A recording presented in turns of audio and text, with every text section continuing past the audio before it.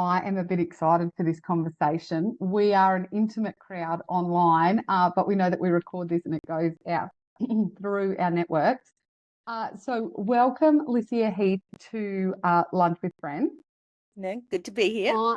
I'm on Big and Bull country today at home in Gundawindi, which is very exciting when I get to have these conversations from home, which is a treat. Licia, what about for you? I'm on Bidjigal land, which is the southern beaches of Sydney. Oh, beautiful. Now, whenever I'm doing activities in relation to a couple of the boards and the governance roles that I take on, whisper Lucia's voice, Lucia's name, usually really positively, not always under my breath, because some of the reasons I've ended up where I am is because I consider Licia one of my friends now who's challenged me into some of the leadership spaces that I've got into it. And we'll talk to that, Licia, in terms of how we first crossed paths. But I think it is, part of this is having some different conversations, being able to build our networks in a whole range of different sectors, areas, themes. And so I do love that, Claire and I have crossed paths with our innovation hats on, and in terms of what are the conversations that we want to be making sure that our regional communities don't miss out on. And before we hit record, even the conversations we've been having with Licia around, what is it about this sort of world of politics that keeps drawing us back and making us have conversations that might be slightly different? So, Licia, can I throw to you first to introduce yourself a little bit? I'm going to assume that there's a few of us that won't have heard about Women for Election until they, deliberately cross paths with you. And I was certainly in that camp. And then we might talk about where we cross paths and some of the work that you're doing. Yeah. But I'm really looking forward to this conversation. Well, look, I'm so glad to be here, and I know your audience is going to be a mix of women and men as well, but let's start. So I'm the inaugural CEO of Women for Election. Our whole mission is to inspire more women to see themselves as future political leaders. That could be at council or as a mayor. It could be at a state and territory or federal level. All depends what you're passionate about, to be honest, because different levels focus on different things. So to inspire them to consider it in the universe of their decision making, but to also equip them with the tangible skills on how to get elected, because we certainly know that how you would get involved in politics is probably more opaque than it is transparent. And we also know that when you compare men and women and the different character traits that we know, whether it's applying for boards or jobs or whatever, that women need more information than men before they step forward into the unknown. So the more information, the more transparent we make politics and how you get involved, we found the more women step up and run. And the more women who run, the more who get elected. Yeah, it's so cool. And so we crossed paths. Licia and I were both on a panel as part of some work that AgriFutures Australia was doing in Canberra a couple of years ago through the Rural Woman of the Year award that AgriFutures has run for many years. And what they're doing really well is looking at what's the ongoing professional development that they can offer to these award winners at state and federal level. And so, Licia, you and I and Joe Palmer, we're all on a panel together talking about some of our experiences. And I remember making this statement, and then I want to throw to your response about, oh yeah, people have said I should run for council, but I think I can make a bigger difference outside of that room, and I don't need to be around that table to make impact, and I can do a better job outside than I can around the table.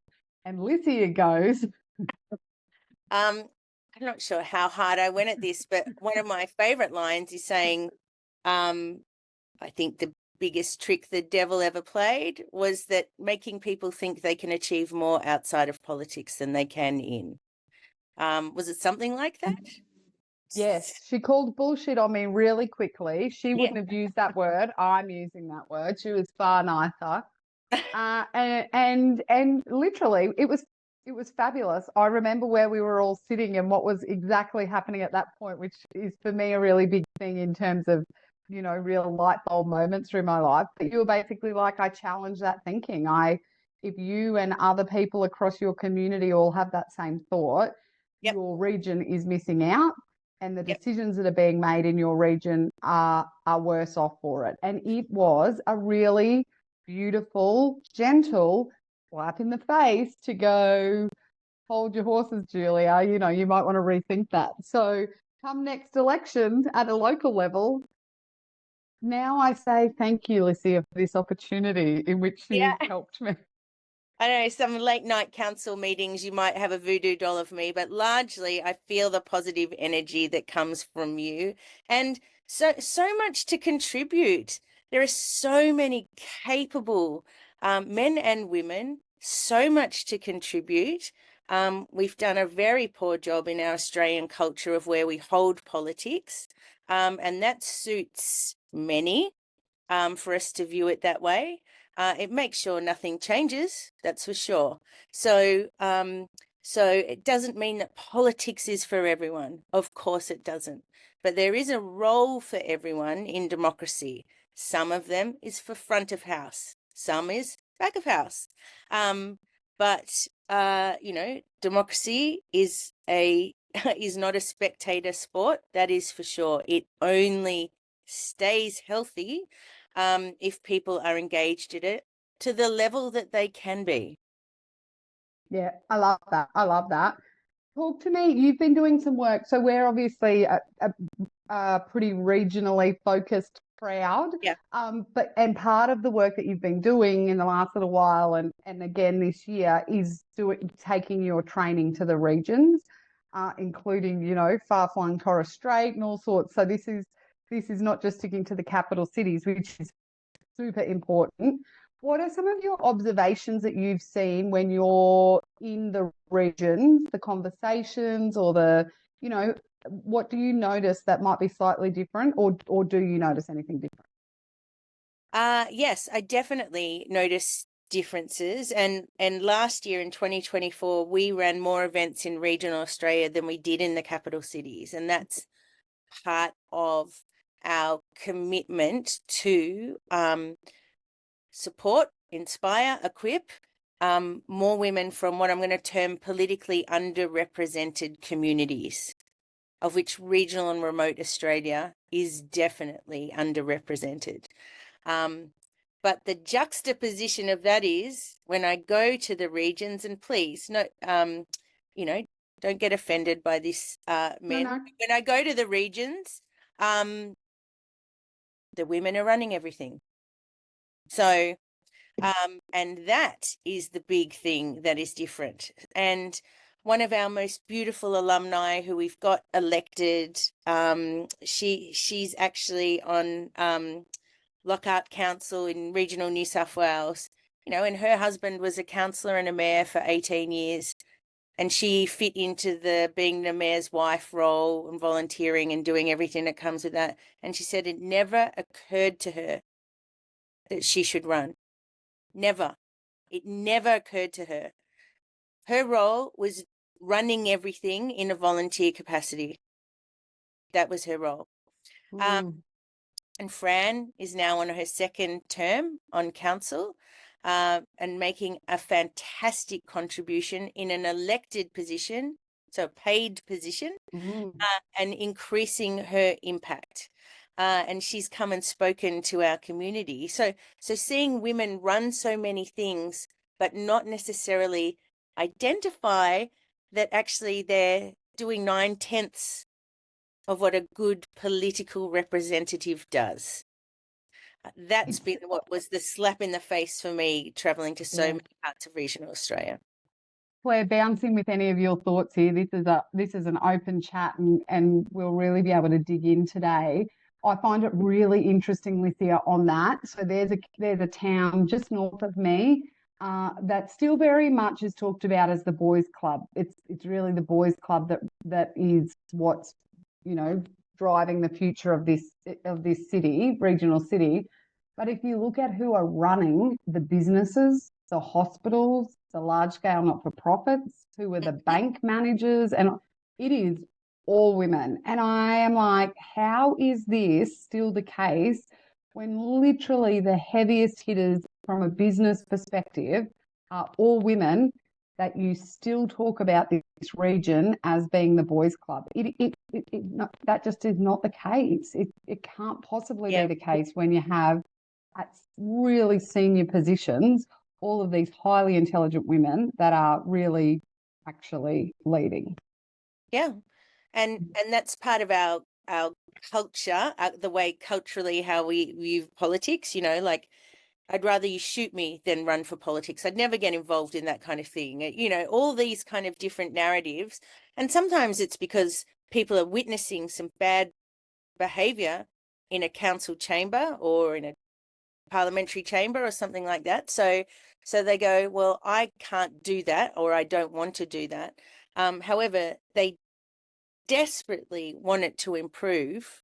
So that's part of the calling BS in terms of how do you think it's going to improve? How do you think it's going to improve? And also you have the skills, you're already doing the work, you're out in community all the time, looking at what needs improving, trying to raise funds to improve it, and then improving it. Now, without trying to be too simplistic, that is the role of a politician. Using those negotiation skills, those diplomacy skills. And you can do this in a party. You can do it in a minor party. You can do it as an independent. I'm agnostic as to how you want to do it, but just start those thoughts ticking over about, well, hang on, I'm already doing it, but I'm doing it in a volunteer capacity, which is very noble. But geez, it keeps us busy, super busy, and less able to do the things like running for council in this case. So it's lots of food for thought. Really is. Claire, what are you thinking as we have this bit of a chat? Anything you want to throw on the table, or a question you want to ask Licia? Yeah, look, I feel like I'm, those bobblehead dogs. I'm just nodding my head the whole time. And I think, what I'm noticing here is you're actually raising an awareness of something I was not, it's like you're peeling back something here. I'm like, oh, wow, yes, I'm really resonating with this, and I wasn't expecting to as much. For me, I guess, Licia, one of the things that I noticed, possibly more at an LGA level, and of course you've got the state and federal level as well, is you mentioned at the start, politics doesn't get a good rap. And there seems to be one of the things that comes up for me is like, oh my God, I see the keyboard warriors on Facebook, and I'll be honest, so within the space I'm in, it's constant negative people taking each other down, personal attacks. There's nothing, in any way appealing to me about, I'm like, I don't want to go into that snake pit by a long shot. However, I know there is so much opportunity and potential for what we can achieve within our region and within our local area as well. So I guess I just wanted to share that observation. It's not necessarily a question. It's just, and I know I'm not the only area that is experiencing this, right? It's just how could I look beyond that and go, right, is there a question here I can ask to go, right, that's just a, good old Facebook, it serves its role sometimes, but yeah, it just leaves a bad taste in my mouth. It's like, oh, I really don't want to get involved in that. Of course. And it's a bit, and it's part of modern politics that, 25 years ago, anyone who was elected wasn't dealing with. Doesn't mean they weren't dealing with, hate mail or stuff like that. But the number one reason, different surveys we've done and focus groups, and we have a research partner, ANU, that follow our work so that we can help inform systems change as we do this work, is the number one reason women choose not to step forward is the online environment. There you go. There you go. Okay. And that fear is massively amplified for a woman of color or something like that, who's where the vitriol is likely to be even greater. Which is why actually one of the masterclasses we're running next week is with the E-Safety Commissioner, who the E-Safety Commission have specifically written a training module for us for female political candidates and politicians. So, so for women who are in the public eye, just are the recipient of this more. So what can we do about it? Well, a couple of things. We can call it out more when we see it happening to others rather than ignoring it. We can understand more about how algorithms run and things like that, which is actually what I have spent a lot of time understanding, and realize that actually half the time we're arguing with a bot, which is the case, maybe more than half the time now. And how to spot that. And so, geez, that's a really freeing concept. But then it's also for a lot of our candidate training events that we do, and we're running one online in March, is about letting someone else run your social media. Really? It's funny, just a one step away, one arm's length. They'd say you should probably look at this one, but otherwise they're just blocking and hiding comments. Because often the LGA's comments come from people who don't even live in the area. Who cares? Thanks for your input, Mel. Don't care. So there is some freeing elements to that. But of course, we are all of us, so much more informed about the negatives of going into politics. We don't hear enough about the positives. What is the impact that someone's been able to achieve? What is the policy I've got implemented? I was responsible for paternity leave hitting the Australian shores. I was responsible for, XYZ. Doesn't get the coverage. So that's part of what we try to amplify in our work as well. It's so true because, Claire, that's a little bit my lived experience in the last not quite 12 months on local council. And I think that's also the trickiest layer, right? Because we, potentially using Facebook as the example, Dream Girl 33 puts it on the Facebook page, but then I also am going to see her in the coffee shop, right? Because it's a little community. And she doesn't say it to me in the coffee shop, but it certainly got put online. So it is a real thing. And then it's about, for the likes of you and I particularly, who are, have done a lot in a career space and have a presence from a career perspective, is being able just to try and create that bit of space, as Licia said. And actually, Licia, that comment around getting somebody else to do the socials is such a basic, I have somebody do that for me in my business. Why wouldn't I get somebody to help me with that when at the moment, what is causing me more twitches at 2 a.m. in the morning is the social media from a council. That's such a quick and easy fix I can control. Yeah. Yeah. And I think so good. Everyone's grappling with that hostility on social media, not just political candidates as well, like everyone, anyone who owns a business needing to monitor it, looking after a WhatsApp group, looking after a Facebook community page. Like it's a general community angst as well. But it is a good way to connect with community equally, understand, do a community poll. What's really happening here? And this is part of the training that we do, how to have hard conversations, how to utilize social media, how to protect yourself, we run a Pimp My Flyer masterclass, how you'd produce an electoral flyer. How the hell do preferences work? So how does pre-selection work? So all these, we do big campaign or our candidate training, which is our bread and butter training called our equip training, but then all these little bite-sized bits that you can choose to do or not do, how do I front the media if I'm going to do this? So all in those efforts to show, to make it a transparent experience, and frankly, to break it into a to-do list, which anyone can mow through. Licia, how did you end up in this space? What was life before Women for Elections for you? What's your background? how have you ended up here? You're so good at it. Like, but what's been your pathway to get to this space? Oh, colourful. But mostly, look, I had a former career. I did science engineering. I was in financial services for 20 years. And then I took a career sabbatical for a year, because I knew I wanted to do something different, but didn't know exactly what it was. So went on the journey of yes, said, what I really wanted to do was make Australian politics better, because I found I was yelling at the TV just a little too often than anyone in my house was really enjoying. And so I went and met with politicians, current, retired, policy producers, think tanks, staffers.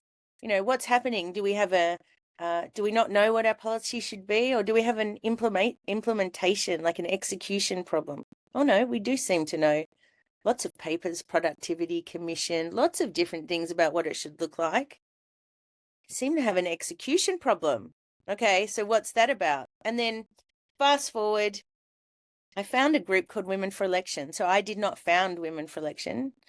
And I was an attendee at their first ever training event.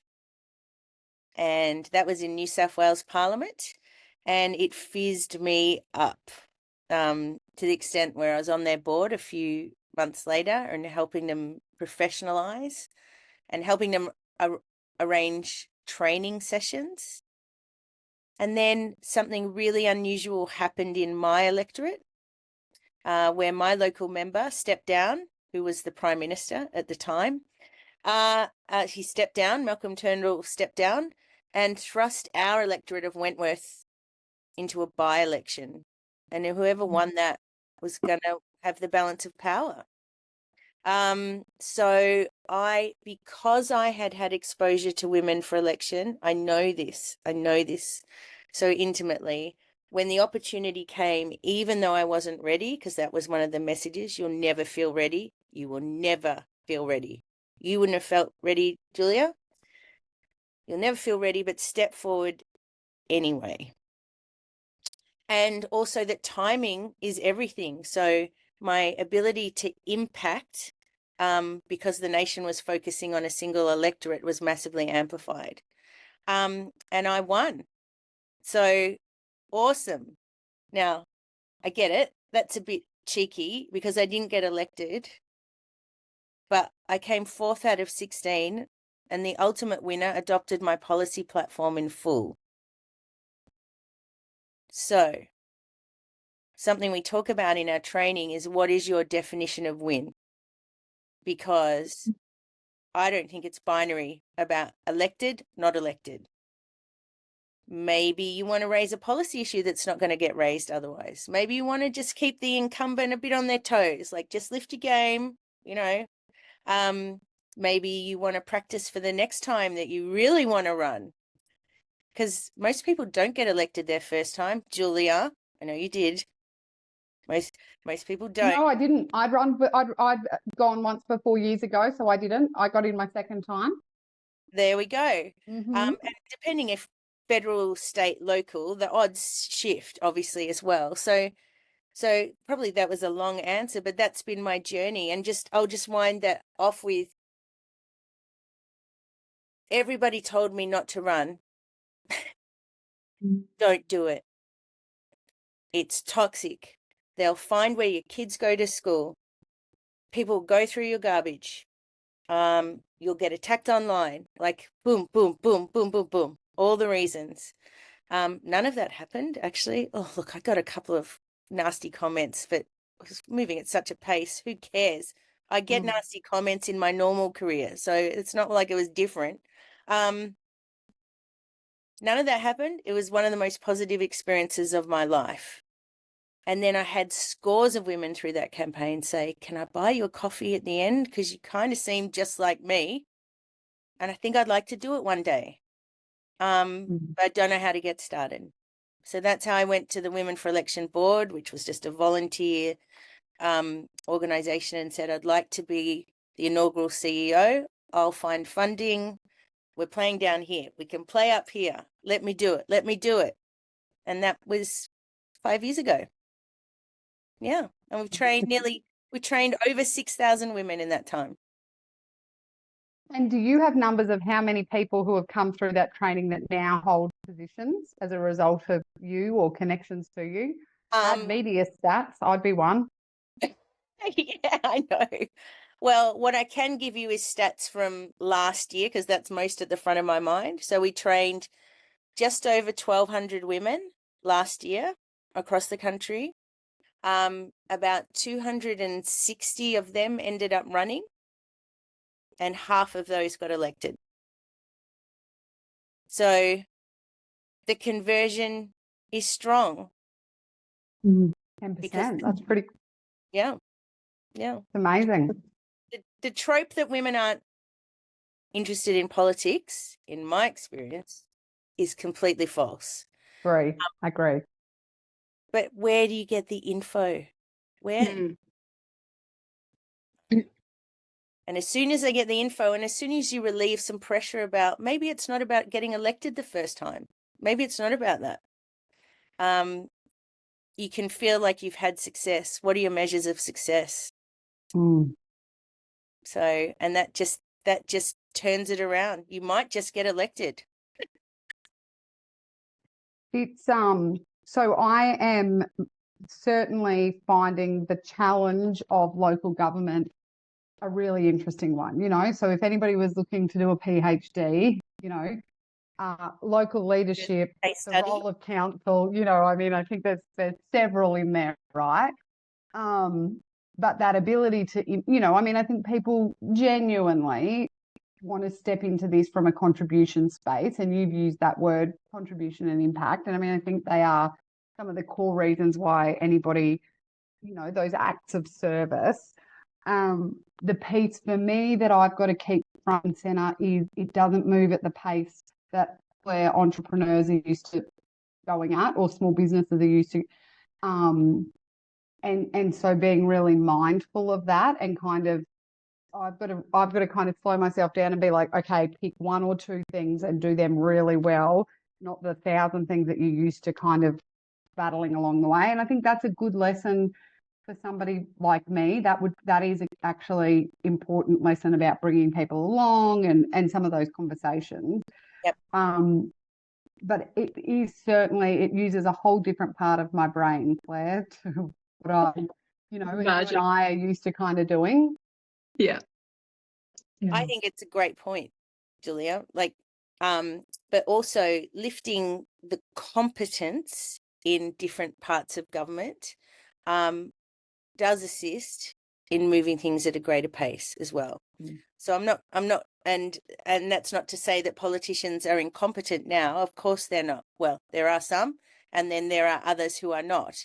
But if all the competent people keep deselecting politics from the period going forward, then I suspect we're not going to get the outcomes on policy that we're looking for. Yeah. Yeah, there is something around that. What's the skill set? You know, it's not a popularity contest, but it's, you know, it's a bit like some of our not-for-profit organisations where it's not actually based on a skills-based board, right? It's whoever's values and, you know, they want to be part of whatever that board might be. And I do actually sometimes think that could be a little bit the case for local councils, where we end up with the most popular of those who put their name forward, not necessarily a skills-based or board of people that can progress a region. And so to be able to do that, that then means we need different people across the community doing it, you know, business background, not-for-profit, you know, rural ratepayer, townie, all of the rest of it. And so how to make sure that everybody can see themselves around the table. You were talking before about women of colour, you know, I don't know what the age sort of diversity is sometimes, Licia, in your training, but for rural areas, you know, the expectation is you're an old, predominantly white dude before you run for council, or you're a middle-aged, but we don't really have young people running. No, and that's another one of the politically underrepresented cohorts in this country. Our average age of politician here versus equivalent nations, with Westminster systems, be it, Canada or New Zealand or whatever, we are considerably older. And, I spend a lot of time talking to younger groups of women in particular who are so politically active, so engaged. But again, challenging them, going, marching on Canberra is a very important part of our democratic fabric. But if you're marching on Canberra and it's just the same faces looking back at you every time, potentially giving you a pat on the head, then just know that you might not get the movement that you need. So again, we don't need all of you to run, but 5% of you running and being at that decision-making table is gonna have an impact. We need those younger voices in those chambers. We really do. Step forward. And Licia, can I just ask as well, you talk, about that education piece up front, and I love those numbers about the, I think it was something like 6,000 women you've trained in total, and the numbers you shared about last year. Is there, say you go, right, you get elected and you're like, woohoo, I'm elected, great, right, now the work starts kind of thing. Yeah. Do you provide, is there an ongoing support platform that you also provide? So you're still part of a group that gets it, I guess, in a sense. Is that something you do as well at Wentworth for election? There's a couple of things. So we are actually the recipients of a federal grant at the moment. So, and anyone who does our training automatically qualifies, if they want one, for a political mentor. So that political mentor is there to aid you in as a candidate, as in the funding is for that. Once you get elected, depending on which state you're in, depending on which level you're in, there are a number of things there that assist to support you. Women for Election is not one of those at the moment, but we have partnerships with the different organizations. So that would be kind of mission creep for us. And, there's other people that are doing great jobs. So, for example, there's an organization in the New South Wales Parliament called Next 25. They're a not-for-profit, and they specifically are in there to support women once they get elected with different, maybe upskilling in certain things that they need, or a mentoring group. You have in Queensland, New South Wales, Victoria, all the states, local government Queensland, local government New South Wales, that run different courses to, again, help upskill. There are then independent, there are individuals. Ruth McGowan is a perfect example. We've worked closely with Ruth over many years. Her whole business is focused on mentoring and coaching female councillors once they're elected, and mayors. So there's so much that is available in terms of additional support. But again, why would you know that? How would you find that out? So Women for Election has built a digital resource called Campaign in Your Pocket, which houses a whole bunch of different information like this in it. Pre getting elected, what help do you get afterwards? A central hub of information, which that federal grant has allowed us to build. So, yeah. So can I download that now? When I get off this call, I can go Campaign in Your Pocket on my Play Store. Awesome. Yeah, you can register on our website. I think I can even manage to put the link in the chat in a second.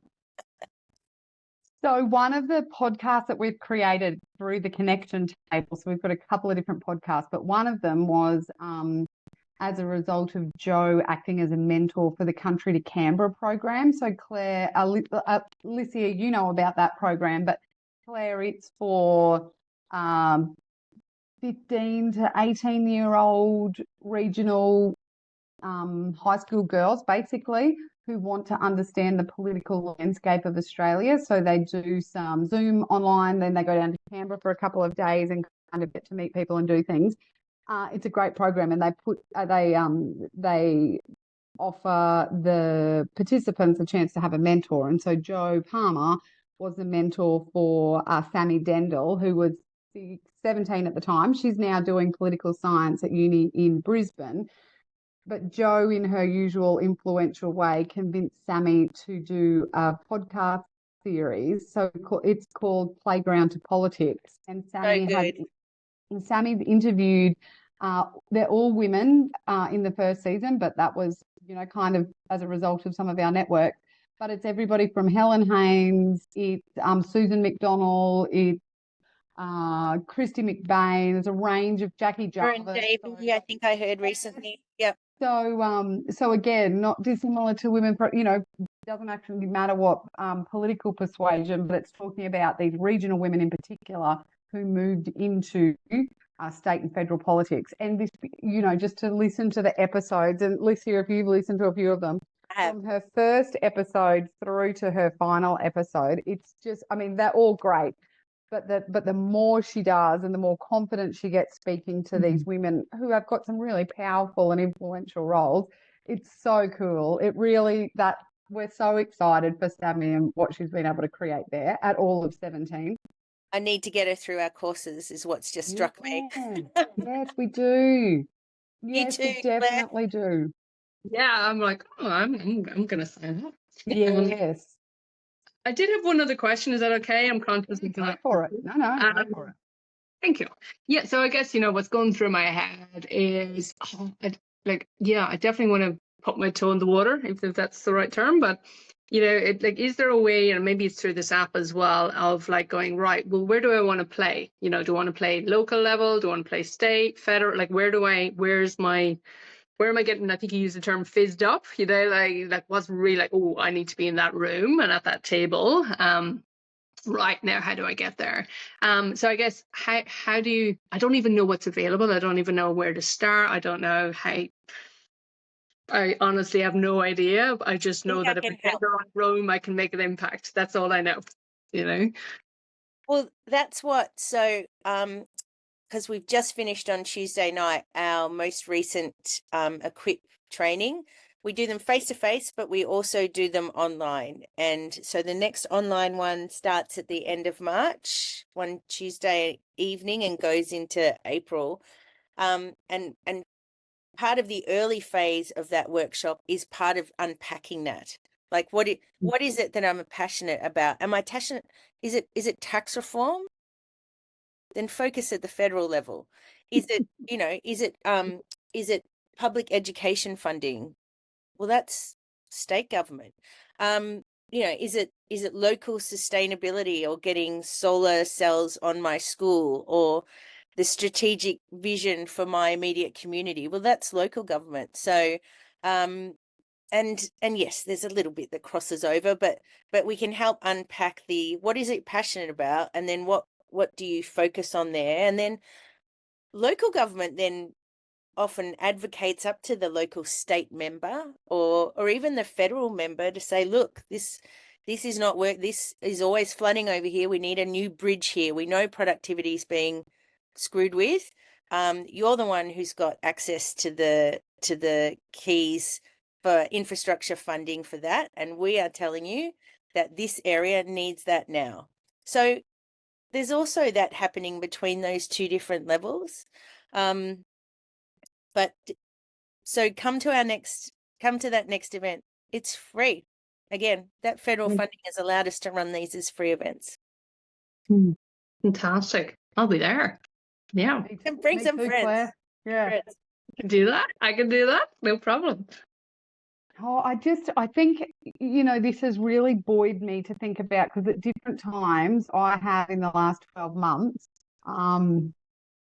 really gone, oh man, what have I done? This is not what I thought I was getting myself into. And I'm conscious I've got a few years of this, and, I've really, felt deflated. I've really felt quite deflated around some of the tables that I wasn't expecting to too. It's kind of thrown me. I've done lots of different things at bigger scales, and yet at this kind of local level, that's really thrown me for a loop. And so honestly, Licia, this conversation, I know we do it for the for the network and we do it for everybody to come along. But this has just been so good for my soul to have this conversation with you both. Claire, thank you. Because I think that's the thing, right? Like it is coming back to why would we want to be able to do this? What is it we think we can contribute? And then even you just talking through, well, what is it that I want to actually be able to be part of, and at what level is that occurring, is a really just a good reflection piece for us to be thinking about as well. Well, I'm glad, and I'm also glad that you're in that chamber, Julia, and you don't even know who you might be inspiring, by the way, just by being there, other people watching. But I think it's incumbent on all of us to look really closely at how we talk about politics, what our kids might be hearing, and then normalize politics. Some of those old Greek philosophers, whatever they, was it Pericles or whatever, that does the you might not be interested in politics, but politics is interested in you. So you might say I'm not political and stuff like that, but come in, spinner, like just it's just, but normalize that if we want a thriving community and we're living in a democratic system, then whether it's thriving or regressing relates to who is making the decisions on the future strategy of that area. And I can push into regional parts of the country and I can drive through an area and go, oh, God, this looks prosperous and stuff like that. And then the neighboring one is not. And to a man, it's frequently because of policy decisions. So let's normalize my contribution at the business chamber, my contribution at the PNC, my contribution at whatever it happens to be, is a political contribution. So, but I've done those ones. So now I'm going to do this one because that's more about the longevity of the whole community, not just a part of it.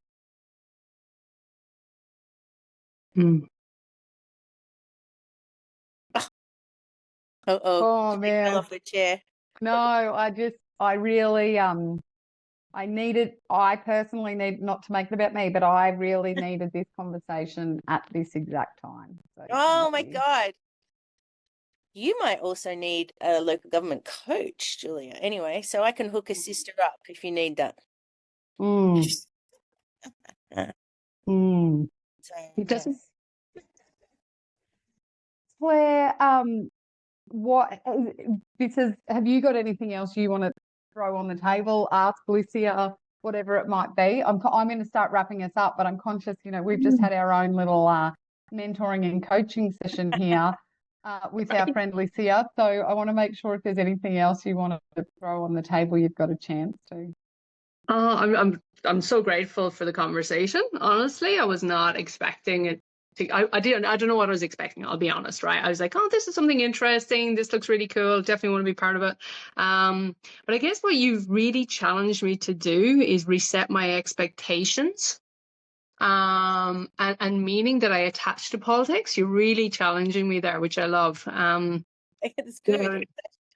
When you kind of walk in, I've almost gotten to that point sometimes, and yes, there is some validation points because I have actually experienced it. But, sometimes you walk into rooms and I'm the person who will always ask the questions, right? And I'll go, hang on, why are we doing this or what's it? And you can just see people going, oh, here we go kind of thing, right? Here's, but I'm just doing it out of, I'm that pain in the ass to some people, right? But I'm not doing it from a place of being a pain in the ass. I'm just going, can we do this better? Yes. Let's going on, right? And that's my genuine intention. But I guess I've had pushback throughout my career sometimes because of that. And I've I guess attached that to the political world. It's like, oh well, I know I'm just going to ruffle feathers, so maybe I don't want to go there, right? But you're actually totally challenging me on that. It's like, well, so what if I've got one of longevity of the community and region I live in, who's going through a massive transition journey at the moment as well. I can't have a whinge if we're not getting, the policy that we need for this region if I'm not willing to step into the ring, I guess. So no, I love that you've really challenged, both of you have really challenged me on that. So thank you. And Julia, like, I'm loving where you're going as well with this. I'm like, oh, I'm gonna keep watching that LGA. I'm gonna get onto the Facebook community board. Oh God, don't. So Claire, you're welcome. Me sitting and having a conversation with Licia a couple of years ago has ended me up here. Now you two are also challenged and thinking about doing things. So she's good, isn't she? No one gets out without a serious chance to really reflect, which I think is so important. And Licia, in this day and age, you know, I'm going to put Claire and I in a similar category. We are pretty impressive and powerful women and get a lot of stuff done in a lot of areas. And you've really challenged both of us in the conversations to kind of think about, you know, is there a digging deeper? What does that actually look like? And I think that's really important. And so, Claire, you know, I'll see you on some of the Women for Election events and online training, I would imagine. Yeah, I think but part of, yeah. Licia, I want to come to you for any final comments or observations, or where you want people to find you, because we will send this out to the network. But I think this is why Joe and I really wanted to, this is why we wanted to create the connection table, because, you know, the comments that Licia is making around the role of women, we also see that regionally. How do we get more regional diversity around decision-making tables? How does some of that look? And how do we make sure that we understand and know what's available to us? And this lunch with friends, the concept is that, you know, we can pull people from our network in to spend an hour with us, tell us stuff that we didn't know, or networks that we didn't know, have a really, you know, meaty and good conversation, and then go about our day again. And so, Licia, thank you so much for my pleasure, spending this hour with Claire and I specifically live, but also I know that there will be other people who watch this and are, you know, moved, not just inspired, but moved to actually do something about the conversation we've had today. So you're just so awesome. You're one of my favorites. But I want to give you a chance. Any last comments, or where you'd love people to find you? Oh, look, find us at our website, wfe.org.au. We're about to launch a media campaign for the federal election. We're going to hitch our wagon to the star of that media cycle so that more people know that we exist, because not enough know that we exist. So to everyone who's watching this, please spread the word, because our conversion, once people know we exist, is quite high. So I'd be grateful for that. And then the parting comment is two. One is be very cognizant about how we talk about politics. If you're at a barbecue and a man or a woman says, you know what, I think I'm going to run, rather than say, oh God, why would you want to do that?